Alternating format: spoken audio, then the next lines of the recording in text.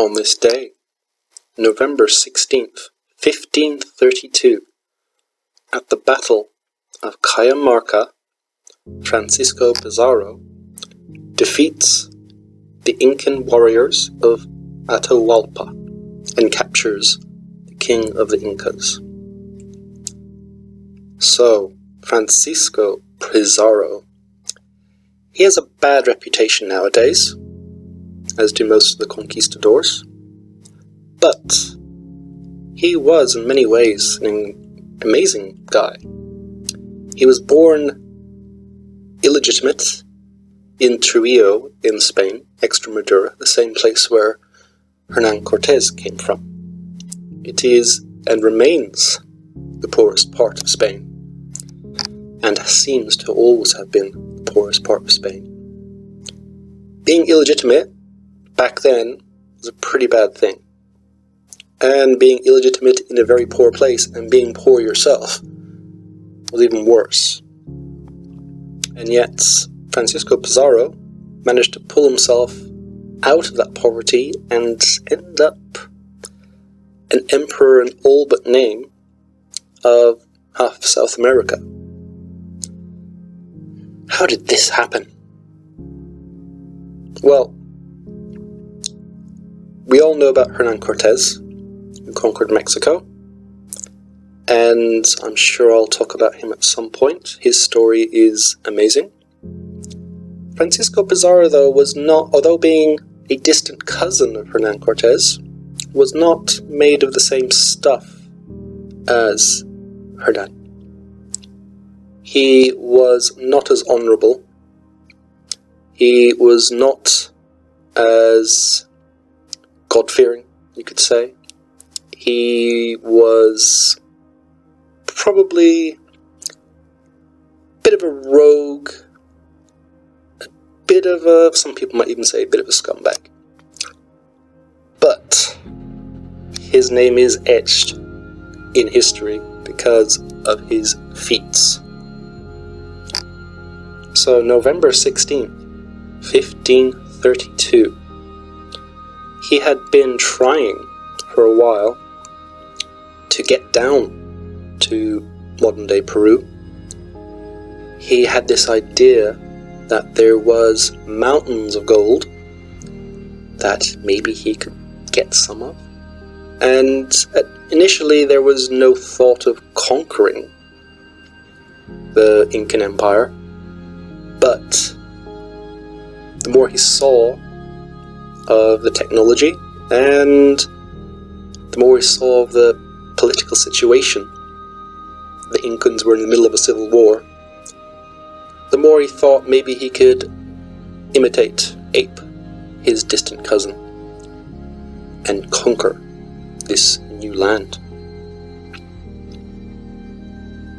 He had been planning for a while to meet and defeat the Incas, but there were problems. Atahualpa was the victorious part of the civil war. His brother had just been defeated and captured in Cusco. Atahualpa planned on going back to Cusco and finishing off the civil war.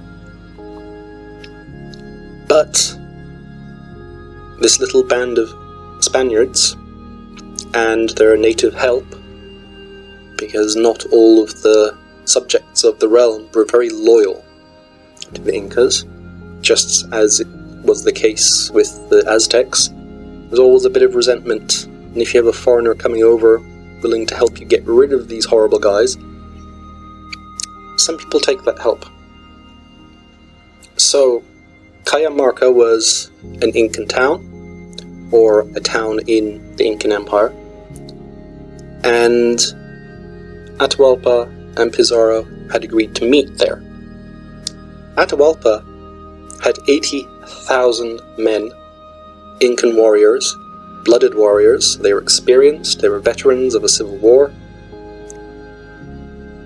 There was no way that a small little band of Spaniards and their allies could defeat that. So what Pizarro needed to do was use subterfuge and to use whatever strengths he had against the overwhelming might of the Incas. Again, like in Mexico, first contact with Europeans who had horses, guns, shining armor, blonde hair, it was confusing for them, for the Incans. And many kind of saw them as almost supernatural or godly. Obviously, this goes away very quickly when they realize they're just men, and horses are just animals. And guns back then, although very powerful, they would take a good while to reload. And if you don't have enough store of gunpowder and shot, you're going to run out very quickly, as Cortez did. Some of the greatest battles that Cortez won, he had no cannon, he had no horses, and he had no guns, bullets, or gunpowder. And this was going to end up being the same thing down here, if he didn't get it sorted out quick. So what he did, he went into this empty town. The town had been emptied before the meeting was going to take place. Atahualpa was outside the town, and Pizarro and his men were inside the town. They hid in buildings around the main square of the city, town, and they planned to ambush Atahualpa and capture him.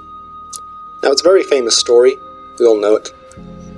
They capture Atahualpa, and then they ransom him. He fills a room full of gold, and then they kill him. So, this is where Pizarro gets his bad rep from. He seems to have been a man without honor. But he did win, so how much does honor mean? I don't know. But he wasn't Hernan Cortez. So, the Atahualpa and his people come in, and they're unarmed for the most part. So Atahualpa is trusting Pizarro. There's a bit, from both sides, there's a record of the Spanish saying, talking about their god and their king, and that Atahualpa should submit. Atahualpa dismisses this, and it annoys both people, so they both get a bit riled up by it.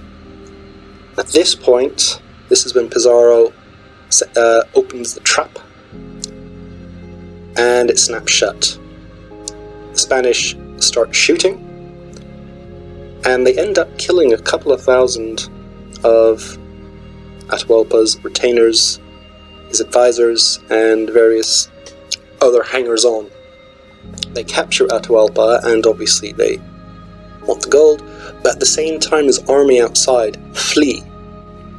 Because for them, this is like, what's going on here? They hear bangs and shots and screams and shouts, and it's almost ghostly what's happening to them. The people just with banging sticks, and suddenly people are dropping dead in the dozens. So the army breaks and flees. If they hadn't broken and fled, then that would have been the end of it. They could have come in and they could have crushed the Spanish. There were so many more of them, but they just didn't understand what was going on. So they fled. That was basically the end of the Incan Empire. If your army flees, you're not willing to defend what you've got, it's over. Now, don't feel too sorry for Atahualpa, although he was betrayed by Pizarro and eventually killed, which, that's a not a good thing, is it, where someone comes in peace and they're willing to negotiate. But Atahualpa was a vicious dictator. Like the Incan Empire was like the Aztecs in some ways, it was a vicious governing system. And at the time, Atahualpa had with him his 10-year-old wife. Now, I don't know, it doesn't say anywhere whether that was consummated or not, so I don't know. But still, 10-year-old wife. Although she did become Pizarro's lover or mistress a while later. She was 16 when that happened, so he waited a few years, 6 years. And she gave him 2 sons. Still kind of young. But anyway, that's how things rolled in those days, I suppose. So, Atahualpa, he was betrayed, he was treated badly by Pizarro, and Pizarro has suffered in the history books because of that. Even books written 100 years ago talked about Pizarro much more harshly than they did about Hernan Cortés, who universally up until recently was seen as the good guy. But Atahualpa wasn't a saint himself either.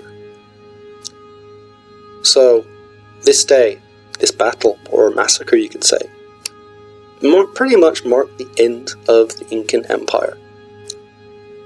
Which is odd because it had just risen to its zenith, and perhaps could have even expanded more.